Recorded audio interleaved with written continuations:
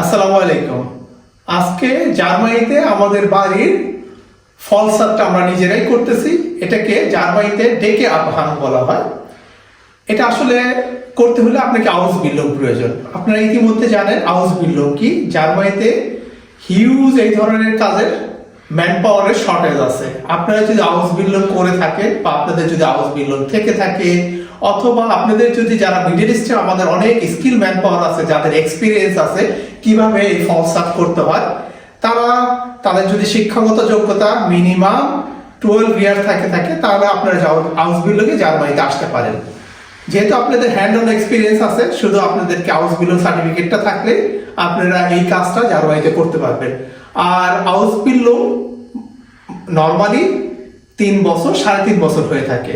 আর এই সময়কালে আপনারা একটা বেতন পাবেন, আর সেটা মিনিমাম অ্যাপ্রক্সিমেটলি 1,20,000 টাকার মতো হবে। আপনারা যদি ইন্টারেস্টেড থাকেন তাহলে এই ব্যাপারে চিন্তা ভাবনা করতে পারেন। বিভিন্ন জার্মান ওয়েবসাইট আছে, সেখান থেকে আপনারা ইনফরমেশন নিতে পারেন। আমরা আমাদের বাড়ির ফলসাদটা করতেছি। ইতিমধ্যে আমরা 2টা রুমের কাজ করে ফেলেছি। এখন এটা হচ্ছে আমাদের 3rd রুম।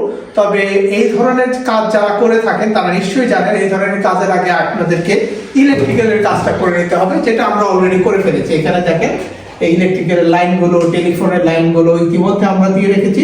এগুলো এভাবেই থাকবে, কারণ এই ফলসাদটা যেটা করেছি এটা ফ্রেমটা আমরা ইতিমধ্যে লাগিয়ে ফেলেছি। এর নিচে যে বোর্ডগুলো বসবে, জিপসাম বোর্ড বলা হয় এগুলোকে। এই জিপসাম বোর্ডগুলো লাগার পরে আর এগুলো কিছুই দেখা যাবে না। সিমিলারলি আমাদের দেওয়ালেও আমরা জিপসাম বোর্ড লাগিয়ে ফেলবো। তখন আর এই যে আমাদের যে বাজে অবস্থা এগুলো কিছুই দেখা যাবে না, এর উপরে পেইন্ট হয়ে যাবে। অতএব আপনারা যদি ইন্টারেস্টেড হন আমাদের চ্যানেলটা ফলো করবেন, এবং আপনাদেরকে দেখাবো এই কাজটা করার পরে কেমন দেখা যাচ্ছে এই রূপ।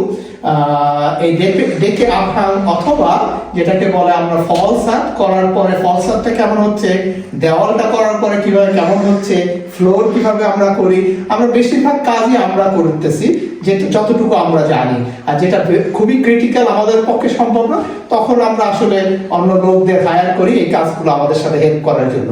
আর আপনারা জার্মানিতে জানেন যে স্কিল ম্যান পাওয়ারের আসলে তাদের পেমেন্টটা খুবই হাই। ইলেকট্রিক্যালের কাজ যেমন আমি করেছি, আমাকে অ্যাট দ্য এন্ড মানে যখন সব কাজগুলো শেষ হয়ে যাবে একজন সার্টিফাইড লোককে নিয়ে এসে সে থরো চেক আপ করবে এবং সে অ্যাপ্রুভ করবে এই কাজটা ঠিক হয়েছে কিনা।